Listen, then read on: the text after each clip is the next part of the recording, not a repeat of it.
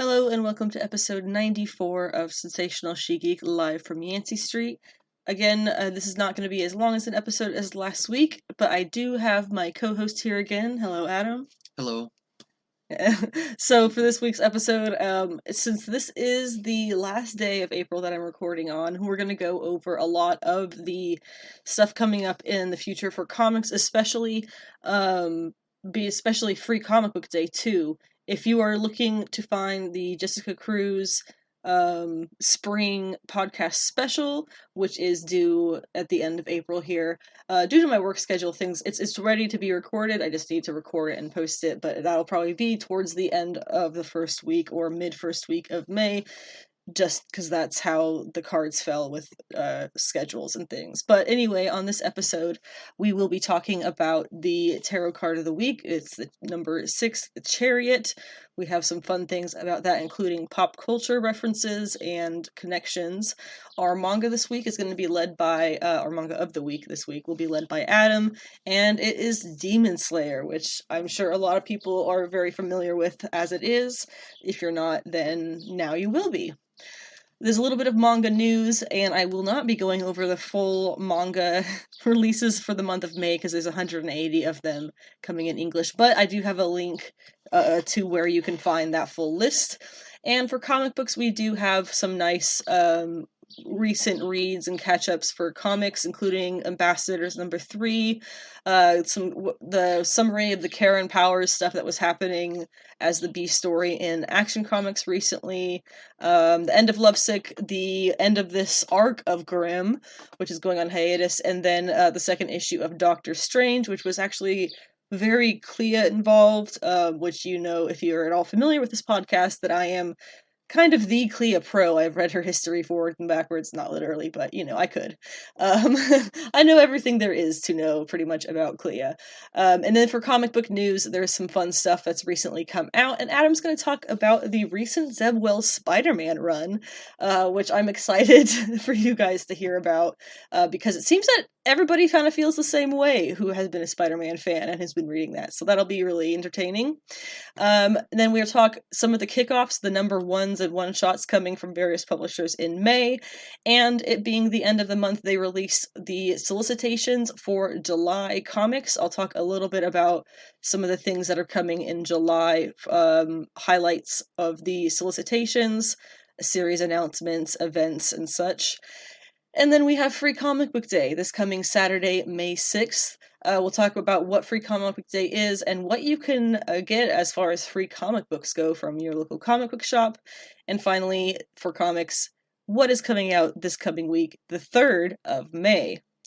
Whew, after all that, it'll be some new and noteworthy TV and talk about all of those shows and things coming for the spring anime season. We have some fun announcements, if very briefly, it's more news stuff. Briefly, the new Flashpoint, or I guess it's just the Flash trailer, I was thinking about it as Flashpoint, coming from DC, some anime news, and that'll be today's episode, so it will be a little bit shorter, even though my rundown just then was pretty extensive. If you want to follow myself or Adam on social media, all our social media stuff will be in the description below, as well as for my website, YouTube channel, where I do action figure review videos and all kinds of other fun stuff. I actually have a Huntress video that I need to put up there, and I haven't remembered to post it yet, but it'll be up there in a Huntress review video, hopefully by the time that you listen to this episode. Kicking off the week is our tarot lessons featuring the card of the week for the Major Arcana, which is number 6, the Chariot. I really enjoyed doing the history last week for the Lover's card. I don't have as much history because that was pretty long, but just for fun, I went back to Tarot Heritage and found the website that I got last week's info from, and found the information about this card, and it is kind of fun in my opinion. So we'll go over some of that before we talk about the actual, physically, what is necessarily on the card and what all that symbolizes. So the history of the Chariot does span 5,000 years, the Chariot card. From the Assyrian War, chariots, to Roman triumphs, Renaissance spectacles, literary allegories, and ethereal Platonic realms. There's going to be quite a bit of reference to Plato in this, and I will definitely be explaining that as we go along. But one image remains consistent, the victorious hero elevated above the crowd, enjoying acclaim for his or her achievements. The Chariot card celebrates the triumph of individual will, the courage to face challenges head-on, and the confidence to pursue one's goals. Your basic history for the Chariot card starts when, more or less, Alexander the Great ended the era of the war chariot of Persia and Assyria by defeating them in 331 BCE. So that's 331 years before, we started counting time forwards. Not we started, but, in a historical sense. After defeating the Persian Emperor Darius for control of Syria and the Levant, Alexander marched to Egypt, kicking off his rule of Egypt and thusly starting the reign of his dynasty, the Ptolemies, which we all know ended with Cleopatra, the 7th, 300 years later. I think her reign lasted until about 30 BC, I want to say. There was parades became holy in the... Oh, sorry, I'm getting ahead of myself. Renaissance parades were inspired by the games of tarot and replayed often Roman victories. Then parades became holy in the Middle Ages after that. Now, is it Bologna or is it Bologna? It's Bologna, right? The place, not the food. Anyway, Bologna, that sounds really weird to say, has had a consistent tarot tradition from the early 16th century to the present. Their charioteer is elevated under the sky, as in previous Florentine cards. He wields a sword and globe of a ruler, and his winged helmet is derived from images of Roman triumphators, which I don't think is actually a word. The horses appear fused at the haunches, as in the Tarot de Marseille. Chariots from the French transition period, before the deck settled into the Tarot de Marseille pattern, are often small, fanciful, and decorative. They seem more appropriate for a Sunday drive in the park than for carrying a triumphant prince through the city streets. The Tarot de Marseille's chariot has remained virtually unchanged for nearly 400 years. The magician and occultist Eliphas Levi, I keep saying, I want to say Eliphas all the time, but it's not, it's Eliphas Levi, who I've talked about before. He had a tremendous influence on how subsequent chariot cards were imagined after he did his. In his 1855 book, Transcendental Magic, what a name, he describes the trump cards and provides images for the devil and the chariot. He actually was a fantastic artist, let's be honest. His description of the chariot card, a cubic chariot with 4 pillars and an azure, which is, blue, and starry drapery. In the chariot, a victor crowned with a circle adorned with 3 radiant golden pentagrams. He goes on to describe several details that deviate from the traditional Tarot de Marseille. Occultist Oswald Worth created a chariot card nearly identical to Levi's description, with its array of symbols from masonry, alchemy, astronomy, the Bible, and numerology. The only difference are the obviously female sphinxes, a larger canopy, and wheels at a more realistic angle. In his writings, Worth emphasized Plato's spiritualized chariot, which again, we're about to get to the Plato part here, the story of Plato and the chariot. The chariot card, designed by British occultist A.E. Waite, of course, which we know as the Rider-Waite-Smith one, and artist P.C. Smith, circles back to its Italian origins. Waite brings Worth's spiritualized chariot down to earth by insisting that the charioteer is not a spiritual being. He's the victorious hero or otherworldly prince dominating the physical world that we all live in. Smith depicts this world in her distinctive style as a walled city in the background. To give the physical description of what the traditional chariot card looks like these days, based off the Rider-Waite-Smith card, it's just the victorious hero sitting usually there in the squared-off chariot with the 2 sphinxes, one black and one white, pulling in opposite directions. And there's a few artistic details as well, including they're wearing a crown of stars and moons decorating their armor, showing celestial influences, is what the particular term is, and the victory and success alongside their spiritual evolution. They hold a wand in their hands instead of reins, which is showing control through the will of their mind as opposed to the physical body. The image is seen usually as straight on, unlike the Trionfi Chariot cards of I believe it was Italy, which had forced perspective. The chariot is pulled by two sphinxes. They are black and white, pulling in opposite directions. The charioteer must exert their will on them to move their ride. This duality was solidified in the Tarot de Marseillais. Background: the city is in the background, who the figure dominates over, and the crescent moons on their armor represent what is coming into being. There's also a square design on their tunic, which symbolizes their strength of will, and other alchemical symbols throughout the picture, which all symbolize spiritual transformation. The dark and light sphinxes, or as they were previously, horses, the origin of that for the Tarot de Marseille comes from the whole Plato story. So this is the Plato story. Showing a darker horse looking at the lighter horse may be a reference to Plato's concept of the human soul, which he describes in his dialogue Phaedrus. Phaedrus, yeah. Plato compared the soul to a chariot with two horses. The pure souls of the gods were light chariots pulled by winged white horses. Human soul chariots start out with winged horses, but as the chariot gets pulled toward earth by the horse's material attachments, their wings fall off. Earthbound chariots have a white, noble horse that obeys verbal commands, and a dark horse that is unruly, driven by passions and nearly impossible to control. After a struggle of wills between the charioteer and the unruly horse, the darker horse learns to look to the nobler horse for leadership. Therefore, the darker horse on the tarot card is shown looking at the lighter horse. That's the theory behind why those symbols are in the cards at all. Also in this sequence of cards, the Chariot card is always following the Lovers and comes after the initial series of cards that are sometimes interpreted as parents, church, and indoctrination with society's norms, which are all the cards that we did previously, the Emperor, the Empress, the Hierophant, all that. Charioteers have reached that stage in life where they fall in love for the first time, get their first job and apartment, and start separating from their families. They dare to move out from their comfort zone and pursue their goals and dreams.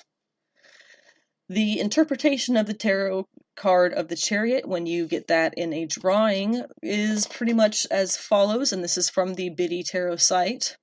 The Chariot is a card of willpower, determination, and strength. You have discovered how to make decisions in alignment with your values with the Lover's card, and now you are taking actions on those decisions. When the Chariot appears in a tarot reading, take it as a sign of encouragement. You have set your objectives, and you are now challenging your inner power with a fierce dedication to bring them to fruition. When you apply discipline, commitment, and willpower to achieve your goals, you will succeed. Now isn't the time to be passive in the hope that things will work out in your favor. Take focused action and stick to the course no matter what challenges come your way, because, believe me, there will be challenges. But the Chariot is an invitation to draw upon your willpower and hone in on what's essential to you so you can push past the obstacles in your way. If you are curious about whether you have what it takes to achieve your aim or complete an important project, the Chariot is a sign you will be successful as long as you keep your focus and remain confident in your abilities. You need to use your willpower and self-discipline to concentrate on the task at hand. You can't cut corners or take the easy route. You will fail. Instead, see this endeavor as a test of your strength and conviction, and recognize that victory is within reach, but it's up to you to follow through. The Chariot calls you to assert yourself and be courageous. Be bold in expressing your desires and laying down your boundaries. Otherwise, you will not get your way. You need to have faith in yourself and know fundamentally you are who you are and what you stand for, thus building off the personal belief systems and values that you established previously through the Lover's card. In a very literal sense, the Chariot can represent travel, especially driving or taking a road trip. So, I think that one's pretty clear how this one can be interpreted as a just a very recognizable way of looking at a situation differently, maybe. Or I think in this case, a better way to say that would be this is a card that very much pushes you forward. And I mean, if we're looking at the wording of this in this particular take from Biddy Tarot, it says you will be successful as long as you keep your focus and remain confident in your abilities. Well, you can really say that about anything, can't you? That you'll be successful in it as long as you keep your focus and remain confident. That's the first 2 steps in anything, in becoming successful at anything. So it's really just, in my mind, I guess it's just a card about encouragement. And that doesn't have to have anything supernatural or hippy-dippy, whatever terms you want to use. It doesn't have to have any of that. It's just encouragement. As for the couple of pop culture things that refer to the Chariot, we have Natasha Iglesias' Anime Tarot, where she goes through and assigns anime archetypes to the various tarot cards, and it's super fun and a really great teaching tool in learning the cards. For the Chariot, she has the Big Brother. The Chariot's analog in anime is the Big Brother. This character may encounter challenges, but he never stops trying to be there for those in his charge. He wants everyone to maintain their momentum and their confidence in their ability to reach their goals. A role model of conviction, support, and encouragement, he'll always have their back, help them move forward, or have faith in them. Some of the examples that she gives for the Big Brother in anime is Edward Elric from Full Metal Alchemist, Itachi from Naruto, Tanjiro from Demon Slayer, which of course is our anime of the week, or manga of the week, I guess. Lelouch Lamperouge from Code Geass. I don't know how to say that one, I've never watched it. Portgas D'Ace from One Piece. Haru Kaido from Super Lovers, and Yukio Okumura, I said that backwards, from Ao no Exorcist. Yes, I know my pronunciations are still terrible. We're working on it. In 2007's The Marvel Tarot, it was a journal, it's a fictional journal written by a Marvel character about various magical things, and he goes through a bunch of tarot cards and assigns them. Well, he doesn't assign them, he sees what character or what being, I guess, from the Marvel Universe each card kind of portrays itself as. For the Chariot, it is Eric Simon, aka the Devil Slayer. Sorry, Eric Simon Payne. He's got 3 names. The Devil Slayer.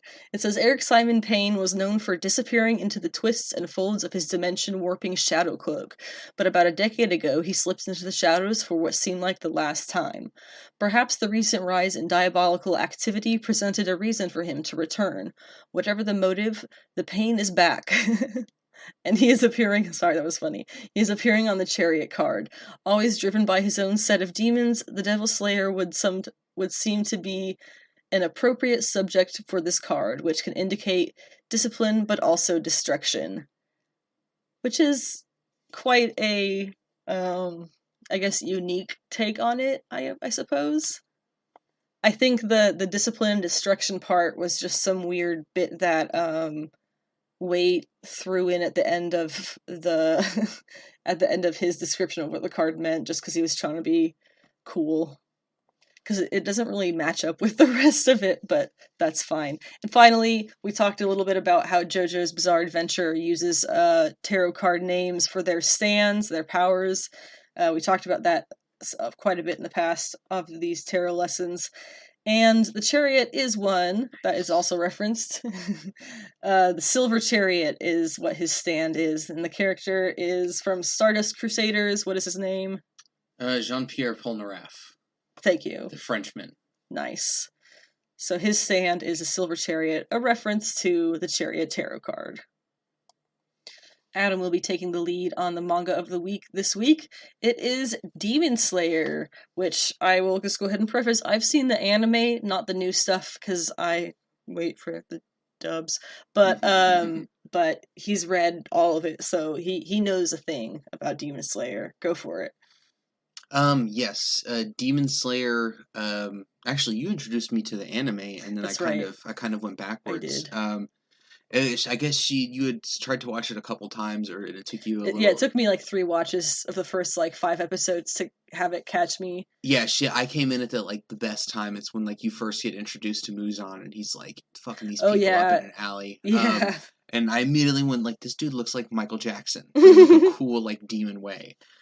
And then that we eventually watched all of it together, and then as we finished up the Entertainment District arc, I went down the rabbit hole of getting like hardcore into manga again. And this anime show manga is what did it.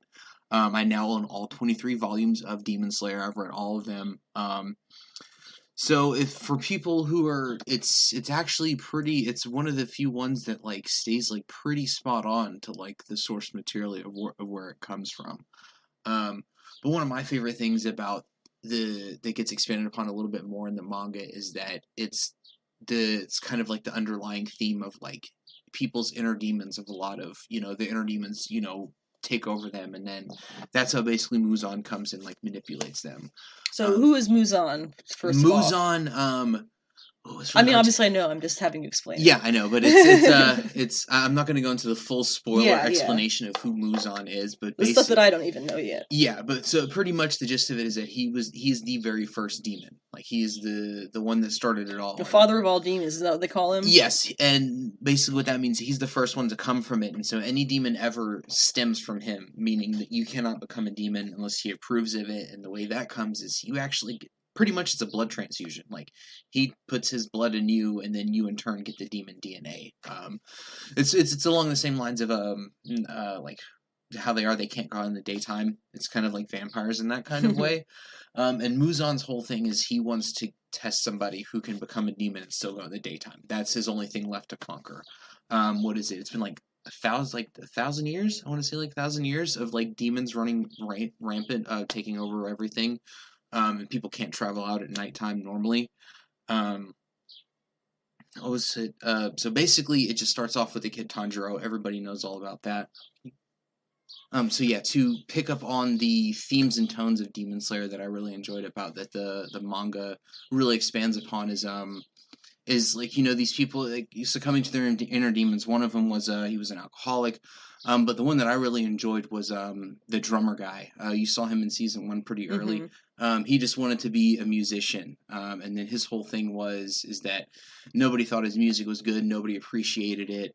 But then as he's fighting Tanjiro doesn't step on his music sheets. And then Tanjiro like realizes, oh yeah, this is like nice music written on here. And it's kind of this whole thing that he hears that, and the demon just kind of breaks down and like starts remembering what it was to be a human, and like, oh yeah, that was what it would have taken for me to not go down this deep dark path. And that's kind of where the character Muzan comes in and just kind of manipulates everyone and gets him to do his plan. Is there anything you wanted to add or thought of? The two, just from your side of it. The thing that I always thought was fun was the two sets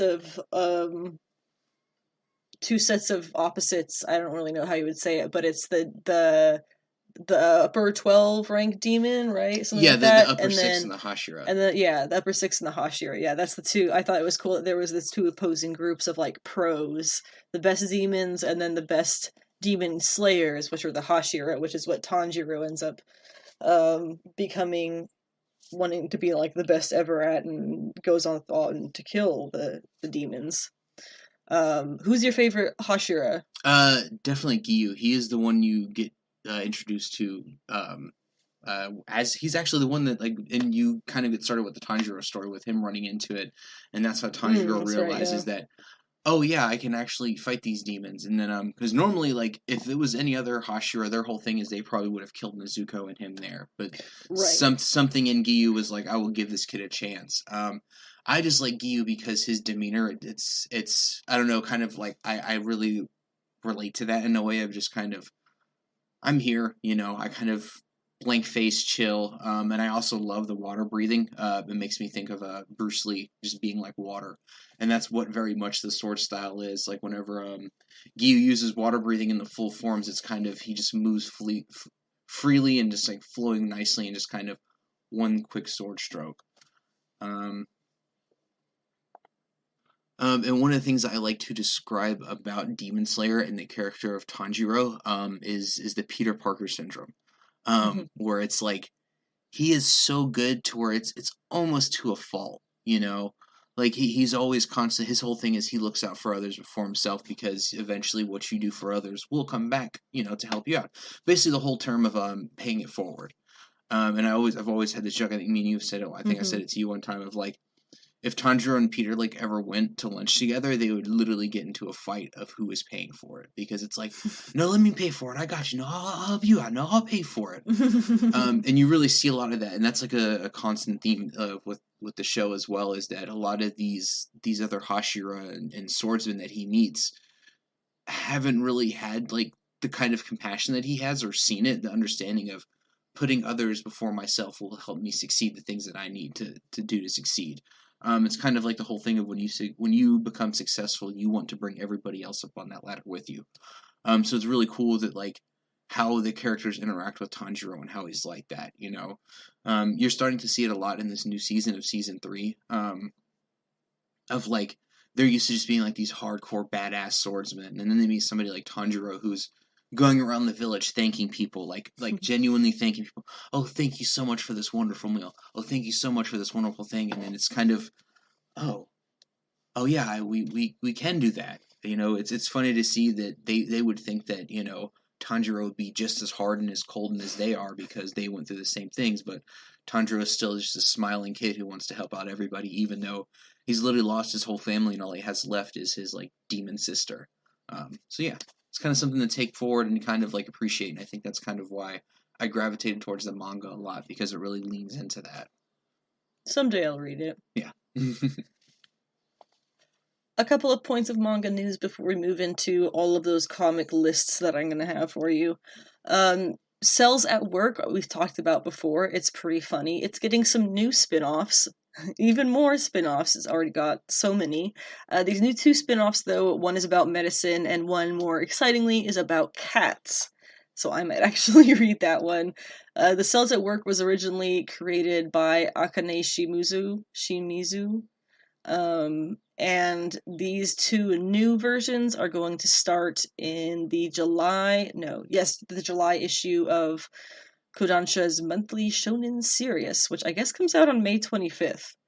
And we do have the creators who are doing the writing for the cat story. It is Choko Aozora and Meku Kaire. Sorry again. And then for the medicine one, it's Koma Warita. I can just not read, can I? And Ryukuji. So there you go. Also, My Sister the Cat is going to have its 3rd and final volume, July 18th, published by 7 Seas. This is by Senko, and it is painfully cute. I adore it. It's only going to have the 3 volumes, so when that comes out in July, I will finally talk about My Sister the Cat as manga of the week. Then Demon Girl Next Door is returning from hiatus on May 26th by Izumo Ito. I've seen the anime, so I should probably catch up on the manga. I think there's 80 some odd chapters, and it had gone on hiatus last October due to the creator's health reasons. If you want to see the list for manga releases coming out in May, you can go to otakucalendar.com or use the link in my description for all 180 releases that are going to be coming out in May. That's too many. I already have enough stuff I'm listing off. Going into comic books, we'll start with catching up on recent comic books. It's going to include the Karen Powers story in Action Comics, Hairball, Harley Quinn, The Ambassadors, Doctor Strange, Lovesick, and Grimm. Starting off with the Karen Powers story in Action Comics, it's not really the appropriate name to give it, though, is it? We'll have to say the Powergirl story, because she actually does tell John in this issue that she does not like being called Karen, that was just a name that she'd been given so that she could be differentiated from Kara, which is pretty much, you can see why she wouldn't like being called that. So I believe it was 1043. I have no idea what issue this was from, I'm not gonna lie. But this was the last iteration of the Karen Powers Powergirl B-Story. That was going in Action Comics after Lazarus Planet. So we have this new character, Omen, who I'm certain is behind everything here somehow, because I don't know where she came from, really. But she's now a friend and an ally of Power Girl's. Power Girl has that super cool new outfit that I really like, because it's like the opposite color design as Supergirls, which I think is a cool detail. So in the last issue, Supergirl came to her for help with, because I guess Powergirl has like psychic abilities now, so ego. Omen is there. So I think of them similarly. Omen is there kind of training her with that. So Supergirl shows up and is like, she can't talk because she has this weird psychic block that somebody's attacking her psychically because they're trying to get to Supergirl is what they figure out. Sorry, Powergirl. Whew, they're trying to get to Powergirl through Supergirl. Gotcha. Okay. So they fix Kara, Supergirl's speech ability, and in this issue, Powergirl is trying to get a jump on the villain who's looking for her, apparently, by going into John's mindscape and trying to see if the villain was going to go there to try and find it. And she's right, it does work. Using him as bait definitely does help get that villain to come out.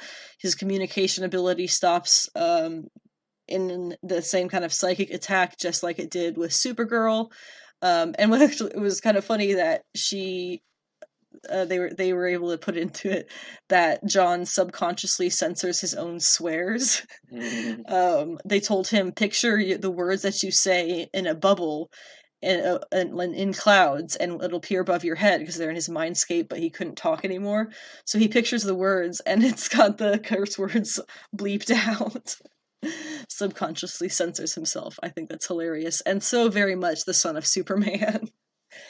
So then they talk a little bit. That's when she tells him she doesn't like being called Karen, after they kind of fix his ability to speak. And he starts by calling her Peach, which was PG, Power Girl. I was like, okay, we'll call you Peach, as like kind of a joke. But then he's serious when he suggests Paige. Because Paige is kind of like Peach, and what's that? And she's like, okay, Paige is actually kind of cute. And then she finds the root of whatever it was that was attacking John's mind, and pulls it out, and pulls a character called Johnny Sorrow out of John's mind. Whoever that is, I don't know. But that will be continued in the Power Girl special that's coming out, I want to say, in June. Hairball #1 was a Dark Horse title from Matt Kindt. Super weird. You're definitely supposed to be afraid of the cat or think the cat is a villain. The cat is definitely evil and doing all kinds of messed up stuff to this girl's family, but I somehow still want the cat to win. I think #2 comes out this week as well. Harley Quinn #29. I'm still pretty surprised how much I like this creative team. Especially post Leah Williams, which I really, really enjoyed. In this issue, Harley Quinn goes to Zatanna for help, which I'm genuinely a little bit confused about because I didn't think she and Zatanna were like really close buds, which is what this looked like. But we'll see. Zatanna was hooking up with Constantine, which she turns him into a bunny to hide him, which was pretty funny. And then she gives Harley a spell that will take her to the other dimension. Remember last issue, a lady from another dimension came to threaten her. Spell that will take her to the other dimension, but tells her that to finish it, she has to kill something living that's important to her. As a reader, I think we all pretty much automatically went, oh, it's the plant, because in the beginning of this issue, she talks about this plant that Ivy gave her before she left, that means so much to her. So yeah, obviously she's going to have to kill the plant. So she spends the rest of the issue trying to find somebody to kill before realizing that she can just kill the plant. And so she does that, and it's not really a door to another dimension that appears, but it's Bud and Lou, her hyenas, from that dimension arrive, and they tell her they're going to train her to use her new superpower so she doesn't break the universe, which I don't know how I feel about that really, but it's ridiculous. And they did play up on her whole fear of kind of losing it again, because when Bud and Lou start talking, she convinces herself that she's losing it again and like freaks out and is like, no, I can't go down this path. But then it turns out she's not imagining it. Or maybe she is, I don't know. I believe it is Image Comics that is giving us the Ambassadors. Still really fun. This issue goes on about a French mom and her son. They end up being the next superpower people for some reason as a duo, even though her kid was low-key making threats to shoot up his school. But anyway, he goes and he drops the gun later, so in the river, so theoretically that problem has been solved. But they're also very poor before all this kind of goes down and become the superheroes of France.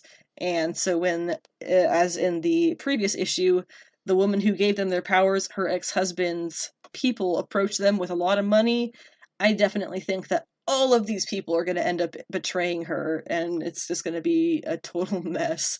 There's also some dude named Jamie who apparently already had powers, and he says when he sees them, he says, "I see dead people." So that's probably not a good thing.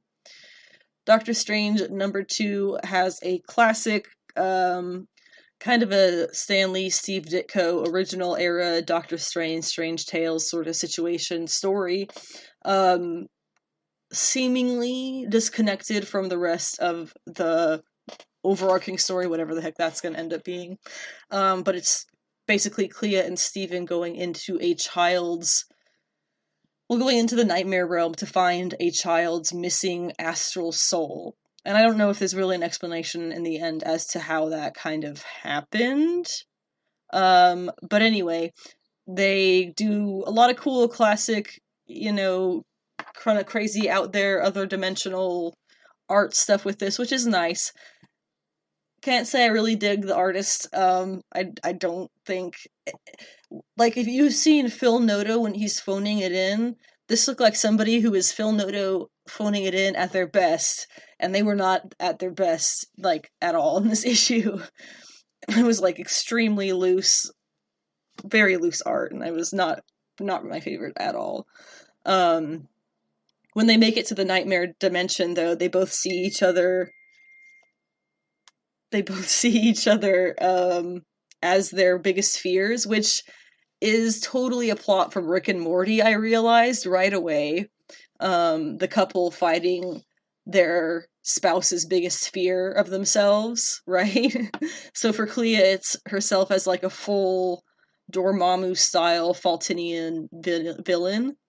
And then for Steven, it's like this decrepit corpse of a dude, because he's like, time is different for him, so he's in a fresh body now too, which is like cheating, we all know, but whatever. So they fight each other's fears, which I swear is a Rick and Morty plot. Kind of took what coolness out of it there might have been when I realized that, but oh well. And also Clea's outfit is different again. I believe she had a skirt in this kind of similar top half of the outfit in the last issue, but now it's pants, which I guess you could argue is like her home versus work outfit. I don't know. And then they find that Nightmare has been tortured almost to death in his own dimension, and I think they just kind of leave him there when they find the kid's soul, and I don't know if that really gets resolved. But then when they get back, Clea still has her, like, mild fears because her desires for things are very different than how Steven does things. Like, she's the Sorcerer Supreme of the dark dimension. She's half Faltinian, and half from the dark dimension, so she's got a bit of a violent streak in her, I guess would be the way to say that.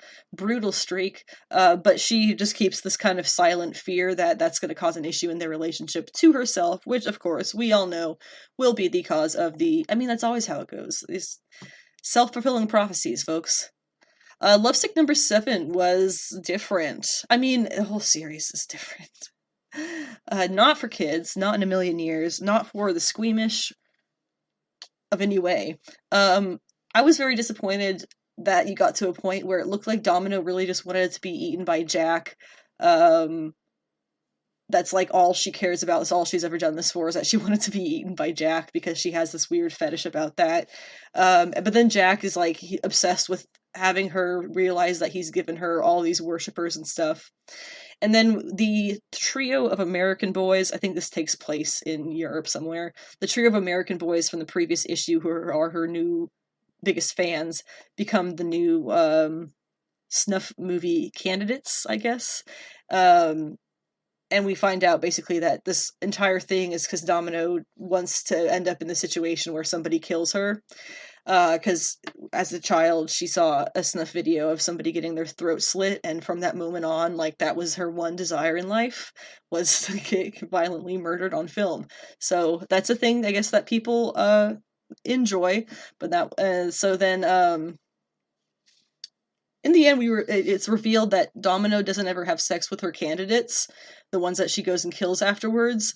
She just, like, mothers them for a little bit, like, not in a weird, I mean, it is very weird, but the way it's described is they're not incels, they're outcasts looking to choose their own path from the world that rejects them, which is a little bit RM14 and this is deep, but I mean, this whole series is pretty wacky, so what are you gonna do?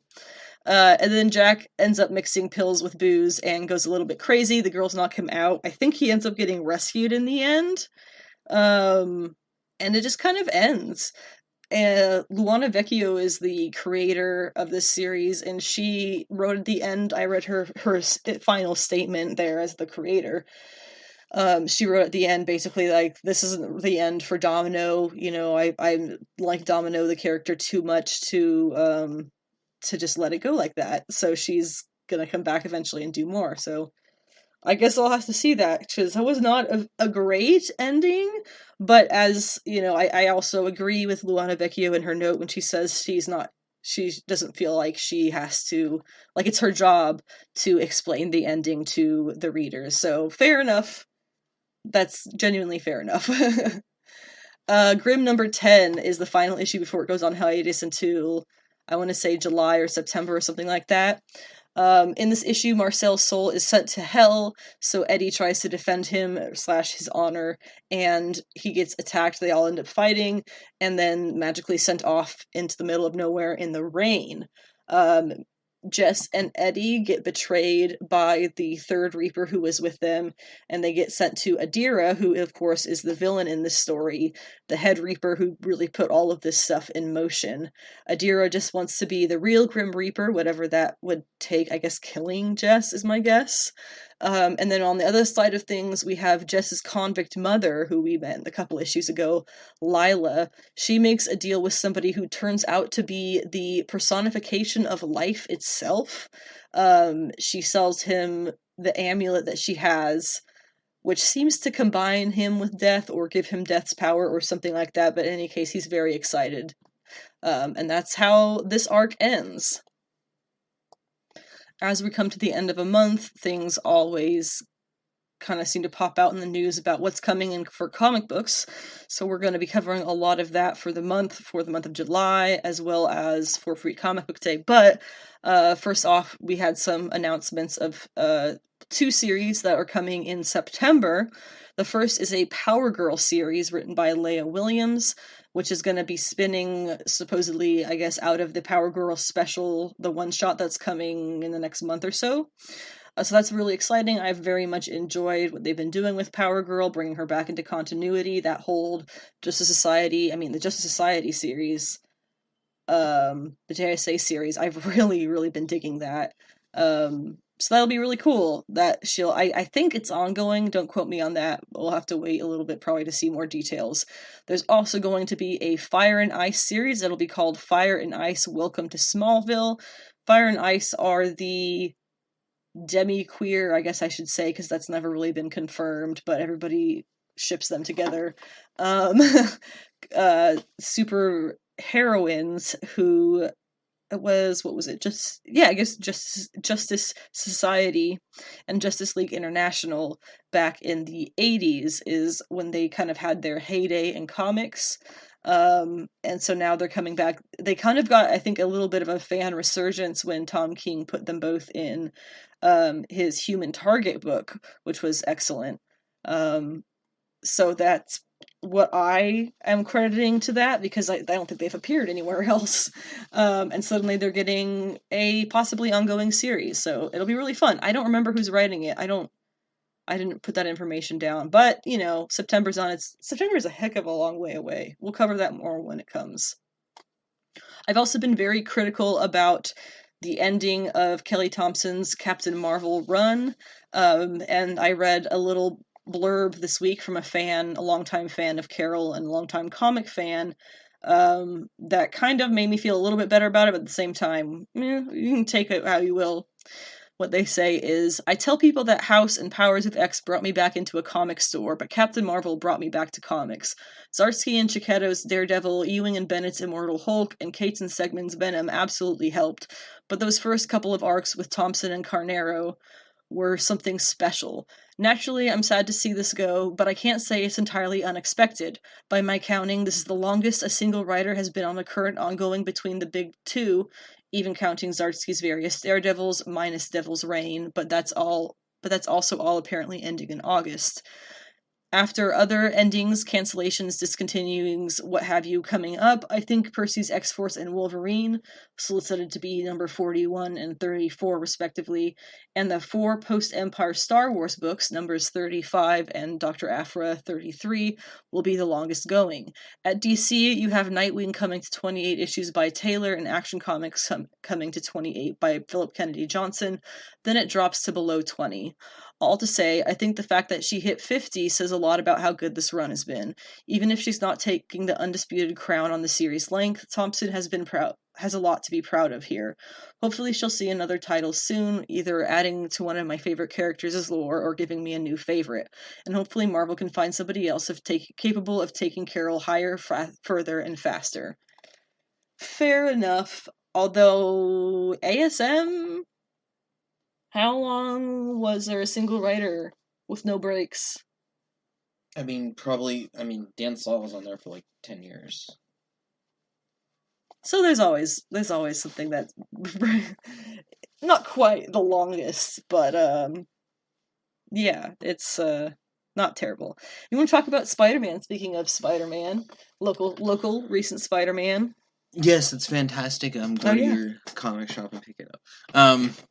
No, this there as always there's discourse on Amazing Spider-Man and the decisions made on the book, whether MJ or Peter will they or won't they, whatever it is.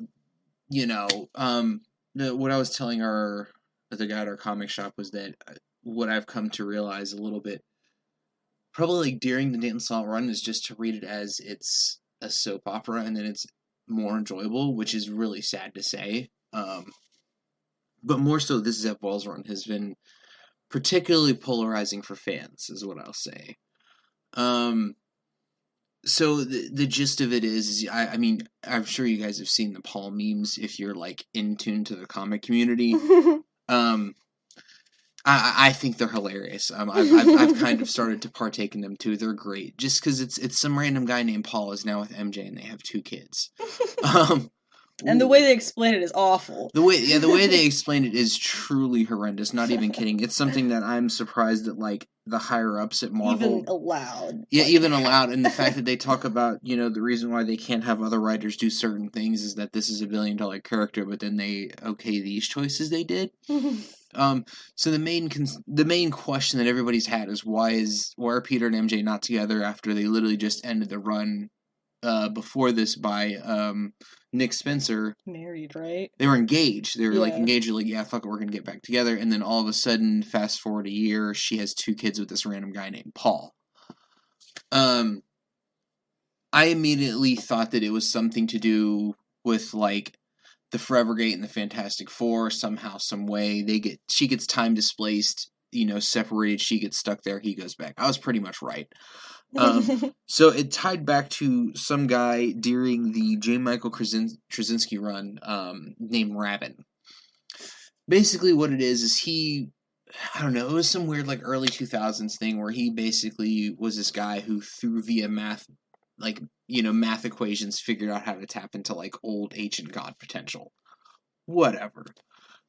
He marked MJ and Peter to come back someday somewhere. That was in 2006. And so out of all the things for Zeb Wells to pull from, the only reason I think he pulled from this specifically is he was trying to do the thing that he was trying to one up Nick Spencer and go well, I can pull an even deeper cut than you and do this. Nick Spencer wasn't doing it just so he could pull deep cuts. He was there's this thing as a Spider-Man fan, I've kind of had this weird concern that I want fixed, which is what he did. He went through and fixed a lot of weird inconsistencies that we had, which is why I liked his run. But Zeb Wells doing it was just, there was no rhyme or reason to it. It was literally just, I want to see if I can pull a deep cut and show how cool I am. So he ends up coming back. since he did mark Peter and MJ, he ends up taking them back to, it's some weird futuristic timeline where, like, of course, New York's a wasteland, and there's, like, these weird creatures running around. It's like Kelly Thompson's The End. Pretty Captain much. Marvel The End. There's a lot of The Ends. Yeah. And so, like, Peter and MJ are there for, like, a week. They're like, scavenging, looking for food, and then all of a sudden this creature comes out and chases them, and Peter, as strong as he is, can't fight it. Some random dude named Paul shows up. Not even kidding. This isn't me. I swear this isn't me setting up a meme. This is literally the fucking comic. Some random dude named Paul shows up and goes like, "Oh yeah, you gotta mess up its synchronicity and then throw it off and then you can beat it." Literally the words from the fucking book. So then he saves them and they go back. And then all of a sudden he's like, "Yes, this place is all about synchronicity and things, synchronizing up together perfectly. And then somehow I found this spider tracer here. Not made by Peter, not made by anybody there. Somehow he just found it there." And Peter goes, "Oh yeah, it's spider related, so I know how to work on it." Whatever. Just, you can see where I'm going. It's just like really bad writing, just set up to serve the one thing if they wanted Mary Jane to move on with Paul. So anyways, Peter makes a thing. This thing comes up to, the god comes back to take Peter as a sacrifice because he marked him and MJ. So he wants to send MJ back and sacrifice himself. She sends him back. Peter gets sent back to the current 616 timeline. And then all of a sudden as he lands, he ends up setting off a bomb because somehow, some way, him traversing through this dimension set off a bomb, and now Captain America and the government are after him. Please stay with me, guys. I am groaning and rolling my eyes the same way you are.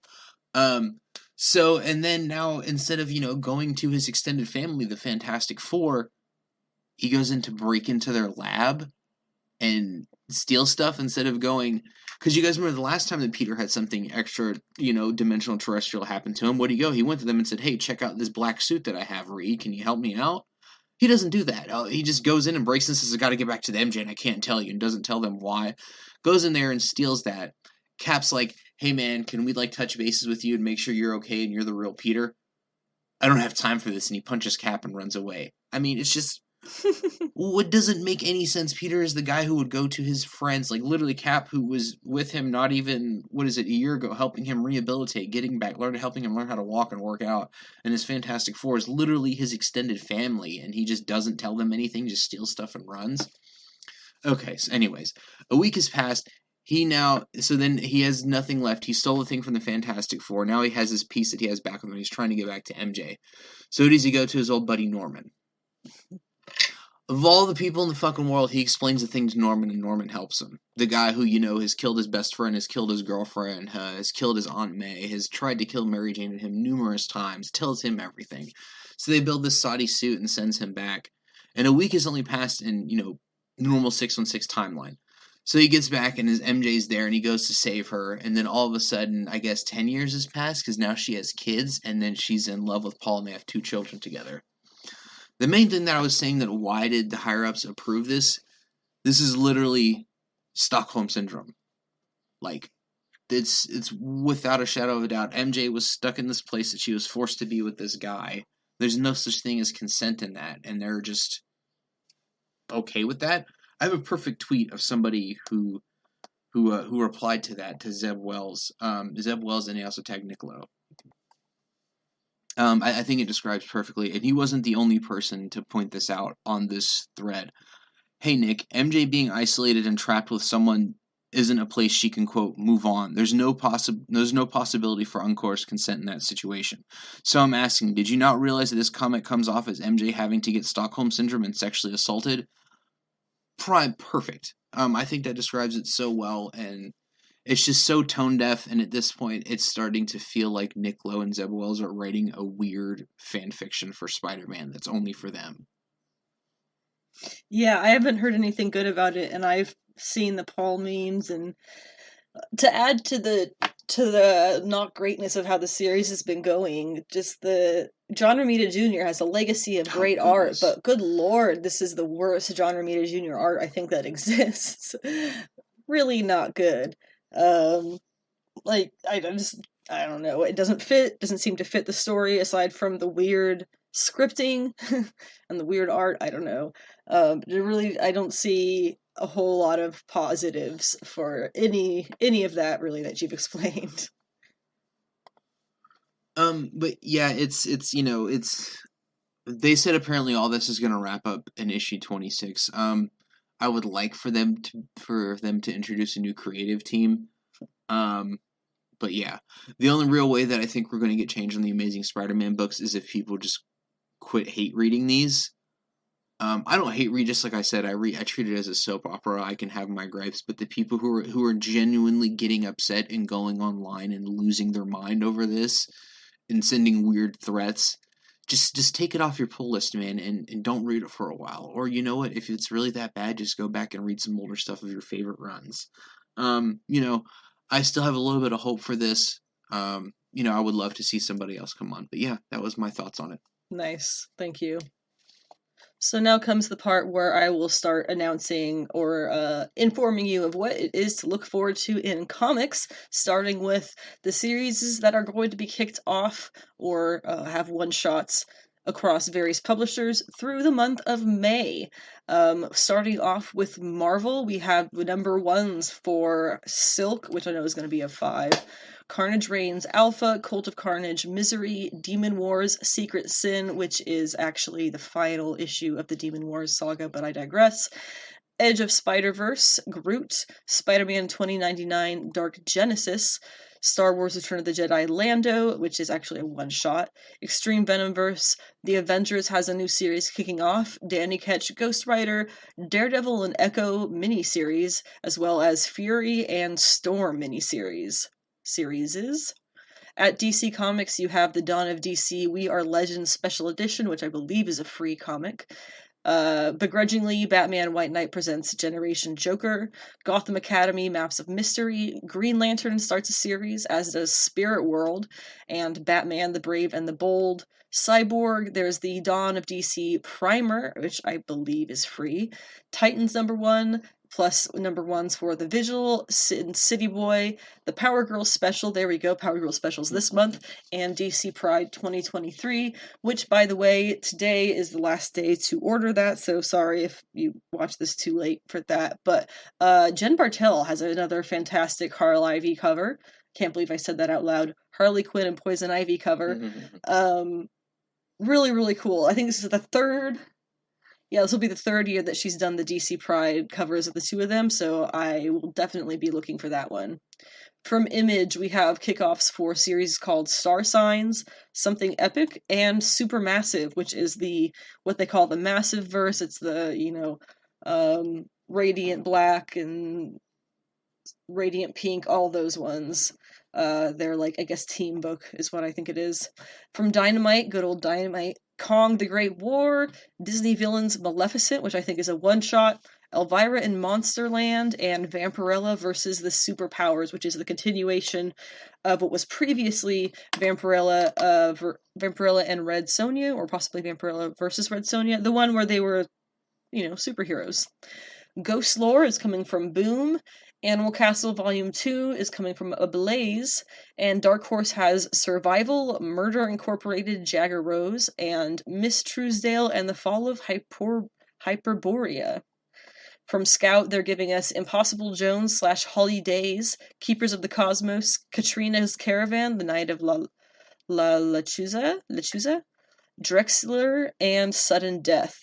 Arcade King's starts from Skybound, and then IDW gives us kickoffs for Dark Spaces, Good Deeds, Star Trek Echoes, Catfight, and The Rocketeer. This month, at the end of this April month, we have gotten to see what is coming in July for comics. So I have some of the more exciting things that are starting in the Big Two in July. For Marvel Comics, we have Captain Marvel Dark Tempest, which is kicking off by Ann Nocenti and Paolo Vianelli, which is going to be a 5-issue series. Cosmic Ghost Rider is ending, and Doctor Strange has issue number 5, which is notably Umar's Wedding.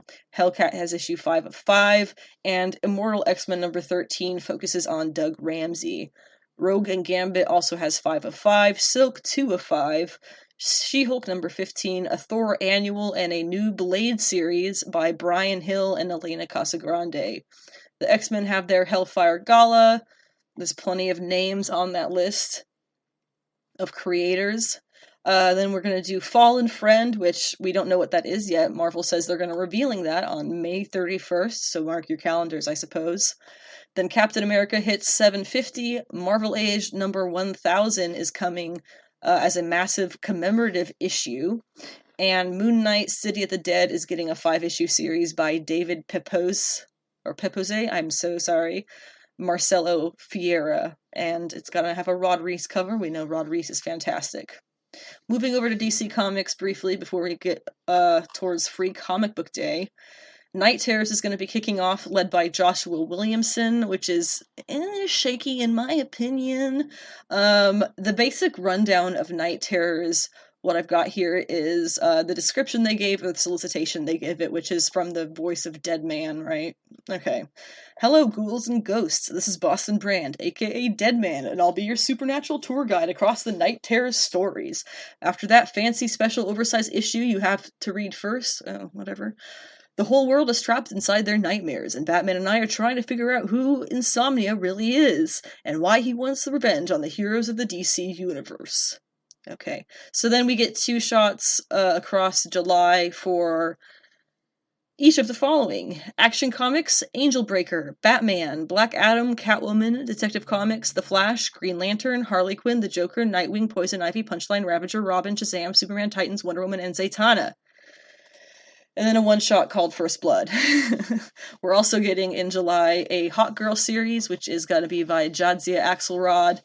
It's going to be a 6-issue series, and a new Teen Titans, which is actually going to be a retrospective sort of thing, spinning out of the pages of Batman Superman World's Finest comes a modern retelling of the early adventures of the original Teen Titans, so nothing new. But it is going to be by Mark Waid and Emma Lupacchino, who are both fantastic. There'll be 6 issues. Superman, The Last Days of Lex Luthor has a Black Label title, coming by Mark Waid again, and creator Brian Hitch, with 3 issues that'll be having. It says that Superman learns Lex Luthor is dying, and he wants the Man of Steel to help him find the cure for whatever is causing his rapid decline. While the world wants to say good riddance to Lex Luthor, Superman will go to the ends of the universe through different dimensions and across time to save his foe. But just why does he want to save the person who spent his life trying to destroy him, and will he even be able to find the solution? We're also getting Batman Beyond Neo-Gothic number 1, Dark Knights of Steel, 12 of 12, which is Tom Taylor and Yasmin Putri, and we're going to be getting a second series of this at some point in the future, so this is not the true end. Also getting a print edition of Harley Quinn Black, White, and Redder, which is going to be 6 issues. The previous Black, White, and Red was digital first, so I'm glad this one is not. Give it its proper views. And then Tales of the Teen Titans is more 1980s classic Tales of the Teen Titans. Original stories, though, so if you love the Titans, I guess May is going to be a great month for you. No, wait, this is July. July is going to be a great month for you. Free Comic Book Day is coming this Saturday, May 6th. What is Free Comic Book Day? Yes, it's a day where the comic shops have a lot of free comics that they're giving out, but that's not really the point. The point is to shine a light on local comic book stores and retailers, giving fans extra reason to go out and check out local shops. Shops almost always put on special sales for the day, and they do have to pay a small amount for the comics that they're giving out free to fans, so make sure to step out and step up and support your local shop, not only by getting the free-to-you comics, but by taking advantage of your time there and supporting the shop financially as much as you were reasonably able to. It is more or less started by Diamond publishers and Diamond distributors. The funny thing is that, Diamond isn't the only printing and distributor anymore. I think Marvel's at Penguin, and I want to say DC's at Scholastic or something like that. But still, they seem to have made some kind of, I'm sure, financial deal where Marvel and DC are still involved in Free Comic Book Day with just as much as the rest of them are. So here are some of the titles and the publishers putting out projects. From Rebellion, 2000 AD, Regenerous presents the best comic ever. From Ablaze, Animal Castle number 1. From Viz, Animal Crossing and Kirby Manga Mania. Archie has Archie Horror Presents The Cursed Library. Marvel is putting out Avengers/X-Men. Graphics Comics is Babysitter's Little Sister and Karen's Haircut. It's a tongue twister. Viz Media has Shujin X and Rooster Fighter. DC Comics has Clark and Lex/Fan Club Batman Squad. Titan Books is putting out Conan the Barbarian, Lev Gleason's Crime Buster, and DC again with the Dawn of DC Night Terrors #1.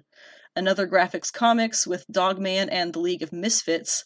Fantagraphics is putting out Fabulous Furry Freak Brothers. Good lord, they like their Fs. Image has Fish Flies. Opus has Frazetta-verse. DC Comics again is Girl Taking Over, a Lois Lane story. Free Comic Book Day special edition, so it's probably an excerpt of an upcoming graphic novel.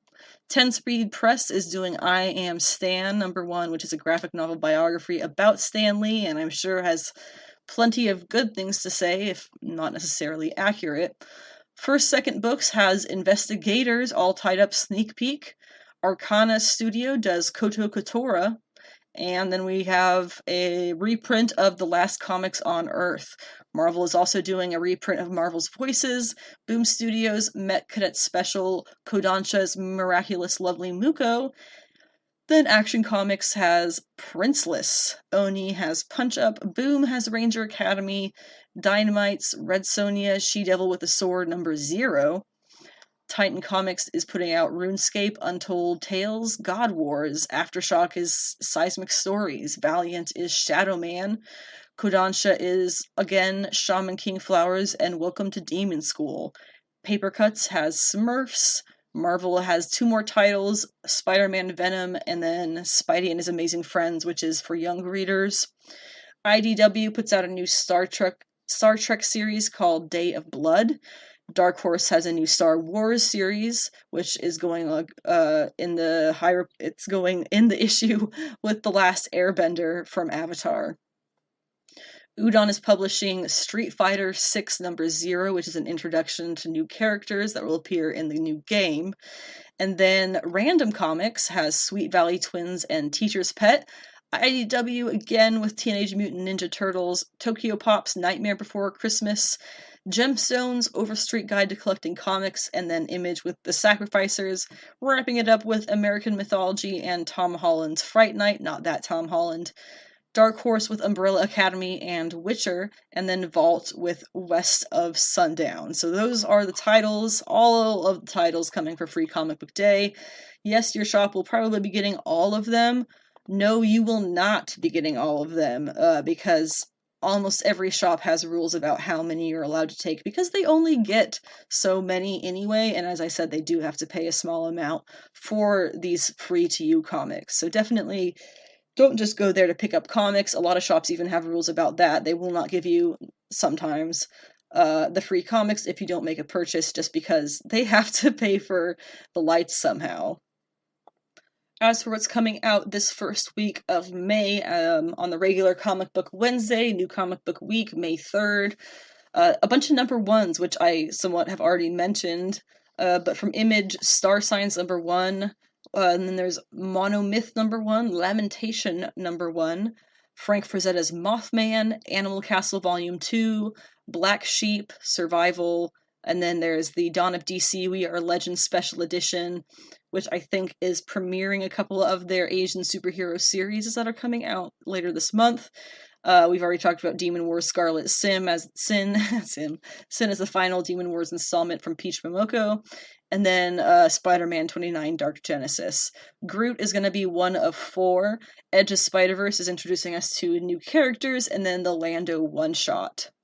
We're also doing Cult of Carnage Misery, Carnage Reigns Alpha, X-Men Before the Fall, Sons of X, which is one of 4 one-shot prequels to the upcoming Orcus vs. Krakoa X-Men event, which is Before the Fall, which is happening in summer. Or, no, X-Men The Fall is happening in the summer, which, let's be honest, should have happened in the fall for obvious pun reasons. Hairball #2 is also coming from Dark Horse. Immortal X-Men #11 brings the series back finally after the sinister stuff they were doing. Love Everlasting has issue 7 from Image, and then Poison Ivy #12. I really haven't been feeling great about G. Willow Wilson's writing about queer people, though, because she's having Ivy just, she she reunites with Harley, and then she goes and has sex with a bunch of different people the next day. That's just not an accurate representation of queer relationships. I don't think the two of them have ever said that they're exclusive, but what the assumption would be. Either way, don't miss the Jennifers and covers that are still coming on Poison Ivy every other issue. As for TV and movies, things that are new and noteworthy this spring anime season, I have recently also started watching The Aristocrats' Otherworldly Adventure, Serving Gods Who Go Too Far, which is about like a kid who gets reincarnated and gets way too much power and has to hide it. Dead Mount Death Play, I don't honestly recall what that one was about, but I think I liked it. I got a cheat skill in another world and became unrivaled in the real world too is, I think, self-explanatory, and it was a very nice, enjoyable first episode. And then The Aristocrats' Otherworldly Adventure, Serving Gods Who... Oh, I already said that one. I listed that one twice. Anyway, current live-action stuff that I've been watching that's returned. Citadel was on Amazon, which I cannot make up my mind about, because it was obviously not great, but you have so many good actors in it. I think it just felt kind of generic, maybe? It's only 2 episodes, so we'll see how the rest of it goes. It comes out weekly. And then From is back with season 2. I've seen the first 2 episodes now. Really, really loved the first season. Very much in the style of Lost, like almost to a T, just like Lost. But I really enjoy that style of show. What can I say? So this season has got me really... There's only been one thing that I haven't liked, and it has to do with bugs under skin, because that's just my own thing. I don't like that at all. But yeah, I'm super excited about From season 2. I've also tried watching Talentless Nana, which was okay, and I really, really tried with Eminence and Shadow, but it's too stupid. It was so dumb. I could not get over how dumb of a show it was. And then the Quintessential Quintuplets movie came out on Crunchyroll, and so I watched that. It was cute. And yes, there is going to be more Quintessential Quintuplets content coming in the future, so don't feel like that's the end, because it's not. There is very little coming, honestly, by way of news and announcements. Real quick, Strange New Worlds is doing season 2, which I'm very excited for. I'll be coming out June 15th. I talked about the series last season episodically, so I'll probably do the same this season. We have not been talking about the second half of Titans Season 4, which is the last couple of episodes, but we saw a clip of one of the recent episodes, which was really cool, and that was basically Beast Boy, like spoiler alert, I guess, but basically Beast Boy figures out how to use the red to traverse the multiverse, pretty much. So you got to see him with the Teen Titans animated universe. He meets Cyborg from Doom Patrol. I think there was Stargirl was another one? Yes, yeah. Stargirl, and then and then there was the best one, obviously, indisputably the best one, was suddenly you see there in their, what is it, Scottish home? Yeah, in Scotland. Was Grant Morrison, which was really awesome for a lot of reasons. Obviously, Morrison did a lot of work with characters like the Titans and everything. But the line that is used, he did it. Beast Boy did interact with some of the other characters as well, but this one was really cool because it was a line from Animal Man, which of course is Grant Morrison's whole. Did Grant Morrison create Animal Man, or did he just? Did no, they just. I think they just wrote them. Okay, yeah. But that's one thing that is like very much credited towards Morrison is that character's kind of arc and development. Very much well known for having done Animal Man.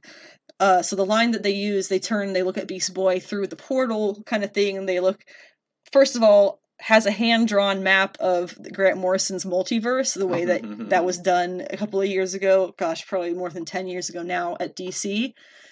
The most bonkers stuff, I remember looking at that map and being like, how could anybody come up with this? And he's got they've got like scribbles of it on the paper they're holding when they turn around and see Beast Boys looking at them through the portal, and they say, "I see you. Do you see me?" Which is a Animal Man reference. Yes. And you have something that I know you want to talk about that as well. Yeah. A lot of the Animal Man run was just like a very cerebral like take on not just superheroes but comics as a medium as a whole. That's what Grant Morrison is really good at, like deconstructing and like really looking at things. That was a lot of it. So there was a couple times wherever like Animal Man will like freak out. The fantastic Brian Boland art, you'll flip the page and the next one will be like him turning around. 'Cause I can see you. Can you see me? That whole thing of him like, being aware of who he is. And there's another one wherever, he tries to stop like Brian Boland's hand from coming down to draw the next page. It's really good. I highly recommend it. And I saw it trending on Twitter. So it's good to see like people are going back to that, because I'm not even kidding when I say you could probably grab like almost anything Grant Morrison has ever written and it'd actually be good and enjoyable, regardless if it's Marvel, DC, or some other indie stuff. And especially if anything they've done with Frank Quietly, I can probably guarantee you it's good. But yeah, it was really cool to see, and awesome that. And then the thing at the end, what was it? The true creator of the multiverse, the true master of the multiverse, the true master of the multiverse. Special thanks to Grant Morrison, true master of the multiverse. Fantastic, I love that. It's a shame that DC hasn't done much of anything with the multiverse stuff. Well, they wiped it out, and now they've brought it back. So they can again, which is really annoying, because the whole thing of that amazing, grandiose thing that Grant Morrison did is they came to them and they were like, "Hey, we need you to like launch DC off into a new thing to where different creative teams can come in and have a wealth of stories to write from." That's literally what they did. They created the multiversity, all the different universes, mapped them out, different teams, Detective Chimp, the detective group, all of that, and it just kind of fizzled out. So, just like you said, hopefully they're going to go into that more. And now that it's back to existing again. Well, yeah, and especially now that, like, I think I said it on the last episode of, like, Hollywood kind of, like, giving their middle finger to, like, the editorial teams, and it's good to see that, like, they're like, no, that's actually great. I don't know why they're not using that. We're going to use that. Yeah, it was lots of cool stuff to have in there, and eventually we'll probably catch up on Titans. Yeah, eventually. Once it's said and done. Yeah. The only trailer that was really noteworthy this week that came out was for the Flash, the upcoming DCU Flash movie with everybody, with a lot of people in it. I'll start. You're going to talk about what you think about it, but I'll start with my thing, because my thing, I think the first trailer looked better. I think this trailer looked kind of mid, and the lines of this trailer were more mid. But, the thing that really is gutting me about this whole concept of this movie is Michael Keaton's Batman from 1980s Batman universe. Suddenly in this other world is what we're in this world where things are like amalgam of other stuff, other universes. How is this guy gonna fight anything close to Kryptonian? He fought the Penguin, who was just a little guy with some cool weapons. Like, and he could barely handle that. How is he gonna have any role in this movie besides just immediately getting wiped out? Somebody made a joke about it on Twitter, and I just have had that thought running through my head. I've been like, 1980s Michael Keaton Batman in the middle of 2016 Zack Snyder artistic, moments, whatever he wants to call them. I just think it's funny to think about. What do you have to say about the Flash trailer? It's pretty much Flashpoint. Oh yeah, that's why I accidentally called it Flashpoint. Yeah, no, they're literally doing that. I'm personally excited for it. I think it looks awesome. It looks like a lot of fun. It's cool to see all of them come back. I really would. I mean, depending on how she is in this movie, I really would like to see Sasha Calle be the new Supergirl, and then the one they based the movie off of. And I totally think that we're gonna have a thing of like an evil Barry Allen or something like that. One of them goes bad. Oh yeah, that was like there was a whole leaked thing. There was like a whole like leaked toy or something about that. Crypto Barry. But yeah, and I think that this thing, I would love for it. A great troll is that like somehow like they reset the timeline or whatever. And it fucking ends with, like, George Clooney is now Batman. Great things. Because you got unexpected. You got Ben Affleck coming back. You got Keaton coming back. Why not just have fun with it and just have him show up, too? Because there's like the whole thing now, like even still to this day, I saw something about it. Like, it's still a meme. Yeah, well, if you go to him and say like, "Hey, I saw Batman and Robin and it sucked," he will literally pull out $20 and give it to you right there on the spot. Like, that's amazing, and it's still funny. For your troubles, sir. Yes, for your troubles, and then the fact that he's even aware of that, it would be just so fun to see him like just come back and be like, even if it is just like them, like even if it be like a la the Beast Boy thing, like it briefly just this is alternate timelines that Barry has gone through and tried to bring back his mom, and other times and things went different. It just kind of flashes to that or something. Wasn't Batman and Robin the one that was with Poison Ivy though? Yeah. That was literally my favorite one of the whole group. Yeah, I know. Not because it was good. But not really, no. The only reason I think that the Keaton thing works is because they said that, like, Barry going in and, like, saving his mom fucked up a lot of the timeline. So things probably move differently, and this is... They're probably going to somehow, like, he's not as old as he is because somehow, some way or something. And I'm really interested to see how they do the Supergirl thing, because what I'm thinking is it's going to be, we kind of like saw brief traces of it. She landed but didn't land in Smallville. She landed probably near a government facility, and they kept her locked exactly the underground. Flashpoint Superman plot. And I'm willing to bet that, like, you know, the Zod stuff happens, and that Michael Keaton Batman knew about her the whole time and is like, oh yeah, I'll break her out now. That's what I'm getting from the trailers. But yeah, I'm really interested to see how this is going to work out. And it would really be funny to see. I just want to see how this works out and why they still kept Ezra Miller, and why they were like, yes, we're gonna put this one in theaters and see how it does. Or the two funny things: either like George Clooney comes back, or Ezra Miller gets replaced by Rami Malek. Either two hilarious things. I thought the recasting theories have been pretty hilarious, to be honest, because it's always like with the exception of a couple of people, like any of the theories of like, oh, what if it's this person? It's like, oh wow, that would be perfect. They're all pretty good. Like they're saying it's a joke, but like no, like seriously, it's not a bad idea. Guys. Yeah, Rami Malek is an Academy Award winner. He could totally play that quirky, weird Barry Allen that they've established in the movies. He came into Hollywood, played King Tut in Night at the Museum, and literally just from that has blew everybody away, and is now like this mythic. Was even a Bond villain. Guy who can play fucking anything apparently. Wholesome Tut, and also a Bond villain. Yes. And a guy who is losing his mind due to baby tech and drugs. Oh yeah, like a genius IT guy, Mr. Robot, yeah. And I'm sure tons of other things that I haven't even seen, but that I look forward to the movie because I'm sure it'll be entertaining, but I just have the thing of like, I'm not going to be able to take Michael Keaton serious as Batman.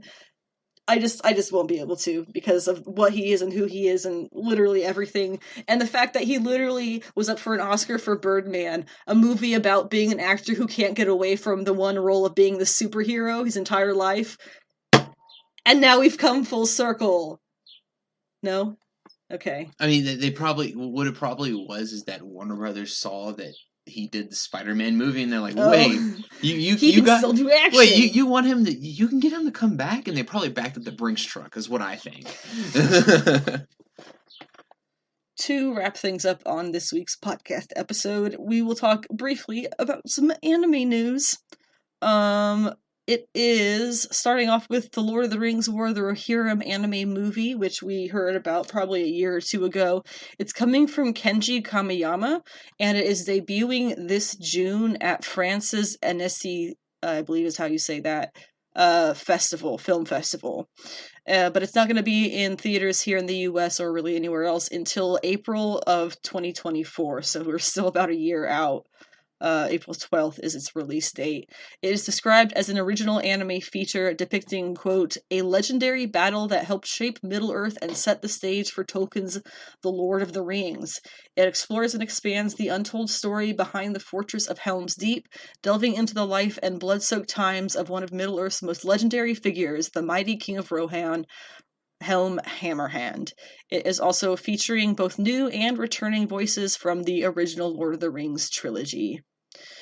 We have a manga that is going to be turned into an anime. It is called Youth Story of a Family, or The Four Yuzuki Boys. It's written by Shizuki Fujisawa, and it is coming as an anime this fall. It's the coming-of-age story that follows four brothers from oldest to youngest, the family's breadwinner and school teacher Hayato, the aloof Mikoto, who dotes on Minato perhaps too much, the meek Minato, and the confident first grader Gakuto. Finally, The Do-Over Damsel Conquers the Dragon Emperor is also getting an anime from the original light novels by Sarasa Nagase. There's no date for these, but Cross Infinite World is releasing the novels in English and describes the stories as such. Jill is sentenced to death by the Crown Prince, her fiancé. God, that's rough. But just before she dies, she's sent back in time 6 years to the party where their engagement had been decided. To avoid this rout of ruin, Jill immediately proposes to the person standing behind her, but it's the man who was previously her greatest enemy, Emperor Hadis. Jill knows about his future descent into evil. She quickly retracts the proposal, but the delighted Hadis has taken her back to his castle and makes her a meal. Completely won over by the food. That was easy. Jill makes a life-changing decision. I'm going to reform. No, I'm going to make you happy. It's time to redo this life with your enemy. That's all of my anime news, and that wraps up today's podcast episode of Sensational She-Geek live from Yancey Street. Thank you to everybody who listened for whatever amount you were able to listen to. Make sure you check out the links in the description for the podcast notes, as well as anything relevant, including social media, my website, and a fun few articles and things, my YouTube page, all of that fun stuff, plus Adam's Instagram profile if you would like to go and follow him. He posts lots of toy action figure stuff, photography things. Paul memes. And apparently Paul memes. I'll be back probably next Sunday, or possibly... yeah, it'll be after Free Comic Book Day. I feel like that makes sense. So have a great week. Enjoy the bit of cool in the weather if you're, anywhere near where I am. And we'll see you next time. Thank you very much.